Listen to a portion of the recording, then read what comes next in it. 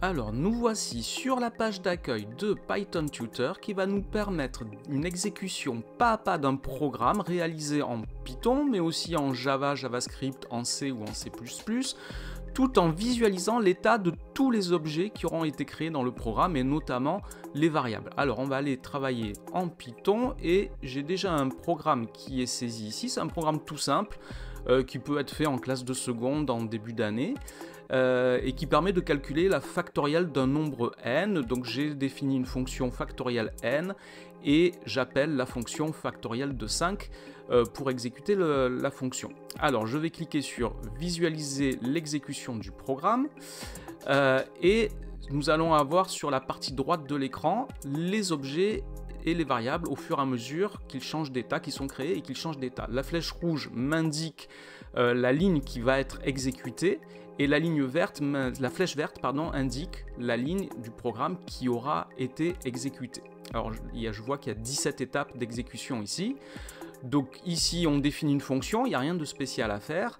Donc on va à la ligne 7 où on appelle la fonction factorielle 5. Donc je vois que la fonction factorielle a été créée. Et je passe à l'étape suivante. Donc maintenant, on appelle factorielle de 5, donc n vaut 5. Je vais à l'étape suivante, je vois que la variable fact est égale à 1, donc le programme m'indique la variable fact vaut 1. Maintenant, j'ai une boucle qui fait intervenir une variable i, donc la variable i vaut 1, et la première chose, c'est si les élèves n'avaient pas commencé à 1, ils se seraient rendus compte que leur programme ne fonctionne pas parce que i aurait commencé à 0. Si on ne précise pas, une erreur classique ici, ça serait de mettre juste n à la place de 1,n plus 1 et les élèves pourraient voir pourquoi ça ne fonctionne pas.